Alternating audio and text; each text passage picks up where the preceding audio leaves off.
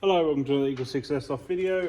We're going to be testing this AOE Storm NGRS. This one has had a M105 power spring and Prometheus purple hop rubber and flat nub installed, and that's pretty much it for this one. We've done all our range testing and FPS testing. We'll make sure those that information's on the video description. We just need to test it till working.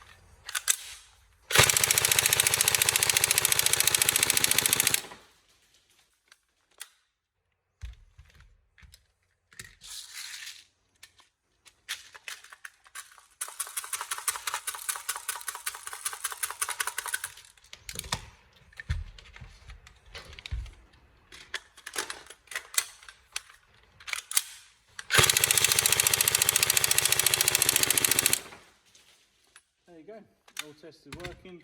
Any problems, let us know, but otherwise we hope you have fun. Thank you.